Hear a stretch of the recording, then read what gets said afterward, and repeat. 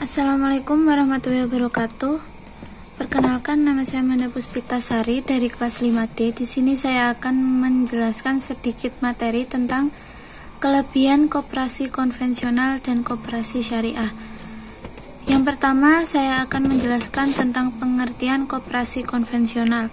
Koperasi adalah organisasi bisnis yang dimiliki dan dioperasikan oleh orang-orang demi kepentingan bersama.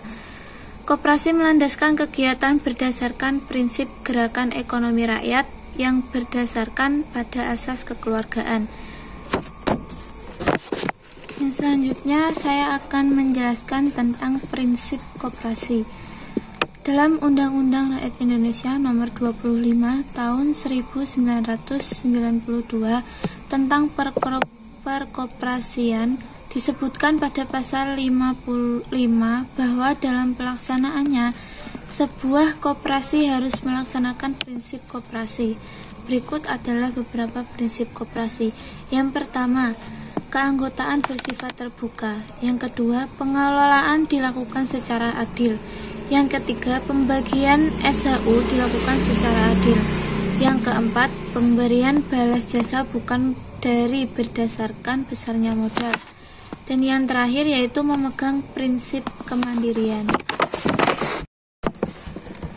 Yang selanjutnya saya akan menjelaskan tentang kelebihan koperasi konvensional. Yang pertama, mengutamakan kepentingan anggota daripada kepentingan individu.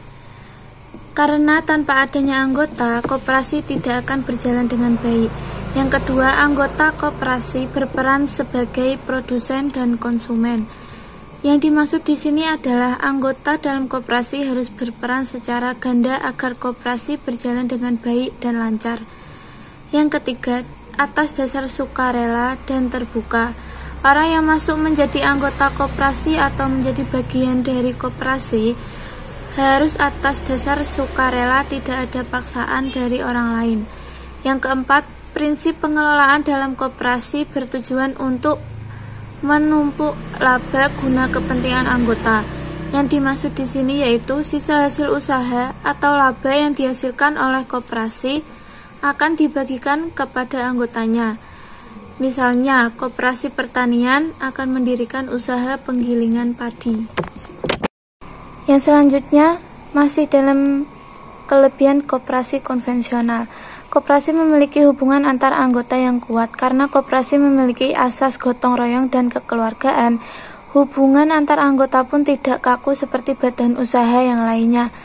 Selain itu, tidak ada unsur paksaan dalam keanggotaan koperasi, karena anggota koperasi bergabung secara sukarela. Setiap anggota koperasi pun memiliki hak suara yang sama dalam pengambilan keputusan. Yang selanjutnya, laba yang dihasilkan digunakan untuk kepentingan anggota. Karena modal koperasi berasal dari anggotanya, maka keuntungan pun ditunjukkan kepada anggotanya. Di setiap akhir periode, para anggota akan menerima laba koperasi yang dihasilkan pada satu periode tersebut. Dan yang terakhir yaitu jumlah dari simpanan wajib dan pokok tidak memberatkan. Koperasi memiliki sistem simpanan wajib dan simpanan pokok yang harus dibayarkan oleh anggotanya. Namun keduanya tidak akan memberatkan para anggota karena besarnya simpanan disesuaikan oleh kemampuan setiap anggota. Baik, yang selanjutnya yaitu saya akan menjelaskan pengertian koperasi syariah. Koperasi syariah juga memiliki pengertian yang sama dengan kegiatan usahanya bergerak di bidang pembiayaan, investasi, dan simpanan sesuai pola bagi hasil, lebih dikenal dengan syariah atau lebih dikenal dengan koperasi jasa keuangan syariah. Selain mematok pada Pancasila dan Undang-Undang 1945, juga harus berdasarkan syariah Islam, yaitu Al-Quran dan As-Sunnah. Dengan membantu dan saling menguatkan, juga harus berdasarkan prinsip kekeluargaan dan kepentingan bersama. Baik, yang selanjutnya saya akan menjelaskan tentang kelebihan koperasi syariah. Yang pertama, berperan serta aktif ikut memerangi riba. memberikan solusi dan membantu kaum muslimin yang membutuhkan untuk berlepas diri dari jeratan riba. Yang kedua, mendapatkan keuntungan dari bagi hasil atau SHU dari usaha-usaha potensial yang dijalankan koperasi syariah umat dengan nilai yang adil dan menarik. Yang ketiga, kebutuhan kita sehari-hari yang perputarannya ternyata sangat besar, manfaatnya bisa kembali untuk kemaslahatan jamaah. Tidak seperti kebanyakan saat ini yang justru menjadikan kaya orang-orang yang ternyata menjadi backing permurtadan dan penista agama Islam. Yang keempat, kebutuhan harian kita bisa sekaligus membuka pintu rizki bagi kaum muslimin dalam rantai penyediaannya. Karena kita akan melibatkan UKM-UKM santri untuk produksi kecapnya, berasnya, dan lain sebagainya. Yang kelima, menjadi pelopor guna mengangkut harga diri kaum muslimin untuk menjadi pemain di negeri sendiri. Yang keenam, kaum duafa pun akhirnya bisa menjadi owner perusahaan yang kelak dapat pensiunan dari SHU. Dan yang ketujuh yaitu ikut membantu dakwah karena sebagian dari keuntungan koperasi akan digunakan untuk kegiatan dakwah dan sosial yayasan pendidikan dan dakwah.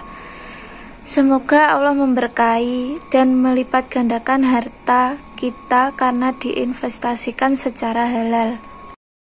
Yang selanjutnya, koperasi syariah dijalankan berpedoman pada hukum-hukum syariah, sehingga menjamin kemaslahatan dalam kegiatannya. Koperasi syariah harus dijalankan oleh orang-orang yang mengerti ekonomi syariah dan dapat menyampaikan ilmu-ilmunya kepada masyarakat sebagai anggota koperasi, sehingga masyarakat mengerti keunggulan bertransaksi di koperasi syariah dan memilih koperasi syariah daripada di lembaga ekonomi yang bersistem kapitalis untuk melakukan kegiatan ekonomi. Ketika koperasi dijalankan sesuai jati dirinya, ia akan tumbuh dan mencapai tujuannya. Seperti jika kita analogikan ketika kita ingin memasak makanan yang kita sukai. Kita perlu bumbu dan cara khusus untuk mendapatkan hasil yang sesuai dengan selera kita, sesuai dengan apa yang kita inginkan, dan begitupun koperasi. Oleh karena itu, mari kita gunakan sistem syariah yang lebih halal, serta tidak ada penzaliman antar kedua belah pihak. Dan dengan tegas, kita katakan untuk tidak menggunakan sistem kapitalis yang telah menghancurkan dunia keuangan, baik lembaga non-bank ataupun perbankan itu sendiri. Terima kasih.